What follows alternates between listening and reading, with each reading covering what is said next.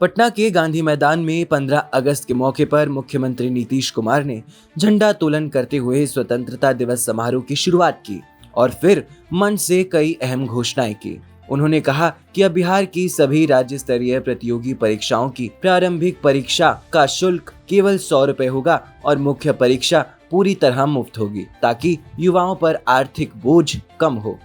नीतीश कुमार ने अगले 5 साल में 1 करोड़ युवाओं को रोजगार उपलब्ध कराने का वादा भी किया। अपने संबोधन में उन्होंने बिहार में कानून व्यवस्था में आए बदलाव का जिक्र करते हुए कहा कि अब लोग देर रात तक निश्चिंत होकर बाहर निकल सकते हैं। उन्होंने शिक्षा के क्षेत्र में नए स्कूल खोलने, बीपीएससी के माध्यम से शिक्षकों की नियुक्ति और छात्राओं को 12वीं पास करने पर 25,000 रुपए तथा स्नातक पास करने पर रुपए 50,000 देने की योजनाओं को जारी रखने की बात कही। स्वास्थ्य के क्षेत्र में 7 नए मेडिकल कॉलेज स्थापित करने की घोषणा हुई। वहीं बुनियादी ढांचे में सड़क और पुल पुलिया का विस्तार, नल जल और बिजली जैसी सुविधाओं को घर घर तक पहुंचाने का दावा किया गया। महिला सशक्तिकरण के तहत पुलिस में महिलाओं की संख्या बढ़ाने और जीविका दीदियों को और मजबूत करने की बात कही गई। मैं कुछ नई घोषणाएं करता हूं। राज्य में नौकरी के लिए आयोजित होने वाली प्रारंभिक प्रतियोगिता परीक्षाओं में परीक्षा शुल्क को घटाकर मात्र 100 रुपये कर दिया जाएगा तथा मुख्य परीक्षा में कोई परीक्षा शुल्क नहीं लिया जाएगा।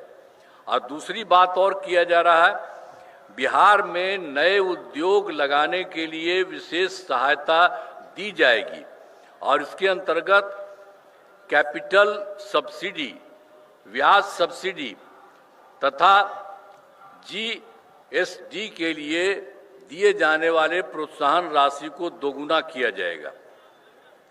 फिर और उसके बाद उद्योग लगाने के लिए सभी जिलों में जमीन की व्यवस्था की जाएगी तथा रोजगार देने वाले उद्योगों को मुफ्त में जमीन दी जाएगी और उसके बाद उद्योग लगाने हेतु आवंटित भूमि से संबंधित विवादों को समाप्त किया जाएगा और उसके बाद यह सुविधा अगले 4 महीने में उद्योग लगाने वालों को दी जाएगी।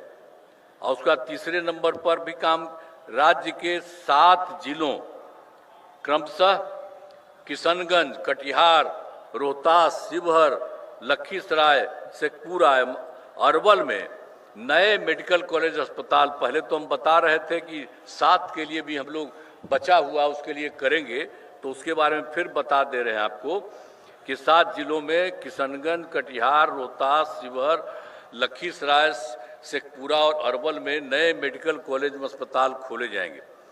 और फिर चौथा है, बिहार से बाहर रहने वाले लोगों को दिवाली, छठ, होली के मौक़ों पर दिल्ली, गुरुग्राम, चंडीगढ़ आदि शहरों से अपने घर आने के लिए राज्य सरकार द्वारा बड़ी संख्या में बसें चलाई जाएंगी ताकि उन्हें कोई असुविधा न हो। साथ में पर्याप्त संस्था में विशेष ट्रेन चलाने के लिए केंद्र सरकार से अनुरोध किया जाएगा। अब इसके बाद एक और है कि जानते ही हैं 2005 में, वर्ष 2005 में बिहार का बजट लगातार बढ़ रहा है और 2005-06 में नई सरकार बनने के बाद राज्य का बजट क्या था उस समय? वो तो हम लोगों का उन्हीं की सरकार थी, दूसरी थी जब हम लोग आए थे, तो उस समय तो था मात्र 28,000 था करोड़ रुपया था।